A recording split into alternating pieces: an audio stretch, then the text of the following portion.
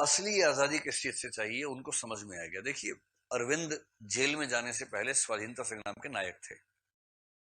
मैं मजाक में कहता हूँ कई बार कि जेल गए वहां ज्ञान प्राप्त हो गया। ये तो हंसी मजाक की बात है। वो जेल में गए, एक आध साल रहे।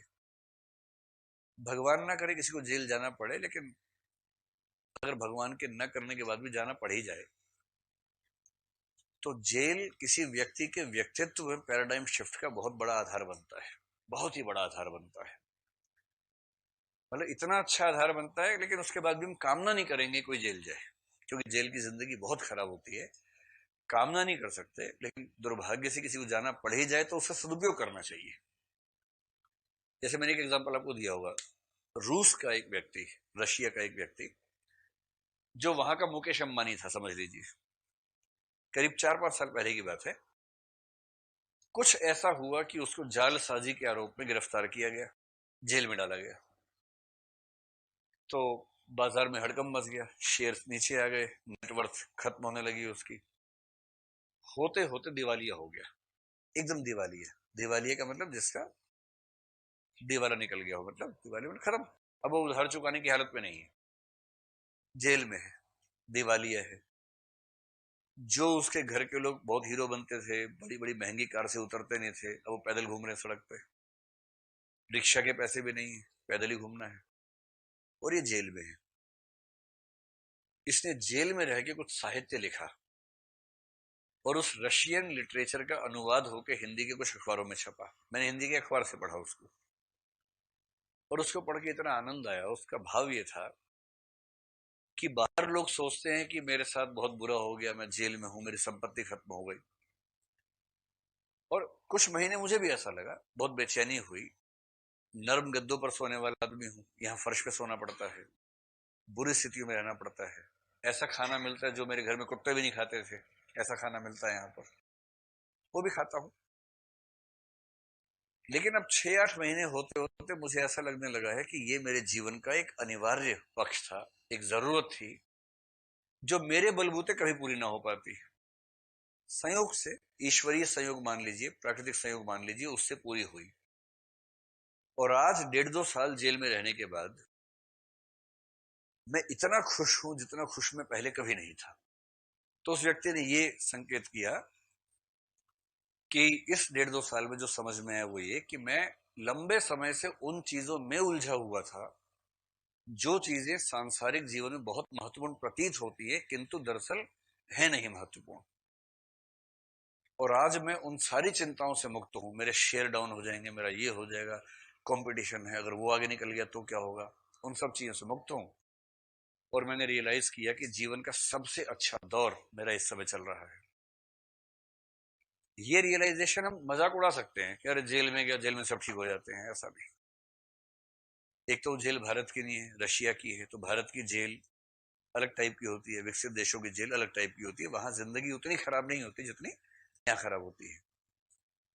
अरविंद जेल में गए, 1-1.5 साल वहां रहे। तो कई बार ऐसा होता है कि आपको जब एकांत मिलता है, ऐसा बाध्यकारी एकांत की चाह के भी झुंड में नहीं जा सकते, समूह में नहीं जा सकते, अकेले ही रहना है। और यदि वो सॉलिटरी कन्फाइनमेंट है, एकांत कारावास है, जिसमें आपके बैरक में कोई दूसरा रह भी नहीं सकता साथ में, वो अकेलापन बड़ा घातक होता है। लेकिन वही ये दर्शन में कहते हैं कि सारी यात्रा अकेलेपन से एकांत की यात्रा है, लोनलीनेस से सॉलिट्यूड की यात्रा है। अगर आपको एकांत का महत्व समझ में आ गया, एकांत का मतलब है अपने अपनी कंपनी में आ जाना। अकेलेपन का मतलब है अकेले हैं, बेचैन हैं, बोर हो रहे हैं, कोई दूसरा मिल नहीं रहा। और एकांत का मतलब है कि दूसरे की जरूरत खत्म हो जाना, आप अपनी ही कंपनी को इतना एंजॉय करने लगे कि आपको उसी में रस मिलने लग गया। अब कोई व्यक्ति जेल में है, संपर्क खत्म हो गया, वो सारी चिंताएं चाह के भी नहीं कर सकता जो बाहर करनी थी उसको। नौकरी चाकरी, बेटी की शादी कैसे होगी, बेटा कैसे पढ़ेगा, कर ही नहीं सकता कुछ। जब कर ही नहीं सकता तो 4 दिन 8 दिन के बाद क्या सोचेगा, अरे अब ठीक है, जो होगा सो होगा। और फिर 10-20 दिन के बाद समझ में आता है कि बस फुर्सत का क्या करूं। फिर चिंतन मनन मंथन शुरू होता है।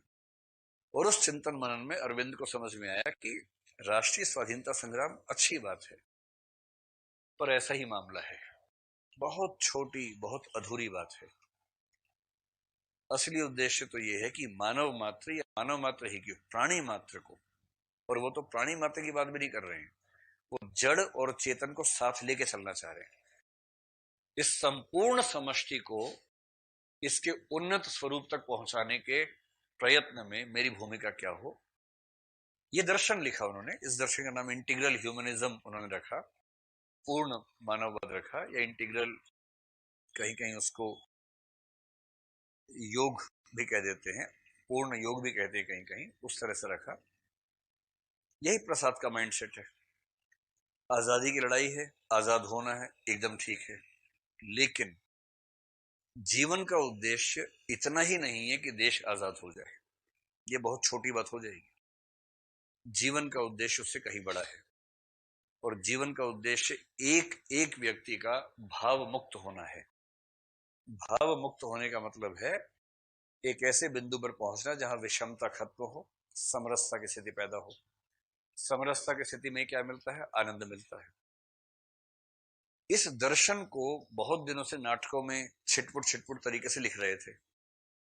अब उनको रियलाइज भी हो गया होगा कि उम्र भी काफी हो गई थी, तो प्रसाद उस मूड में है कि अपना मास्टरपीस लिखूं जो मेरा अंतिम एक महान साहित्य बने।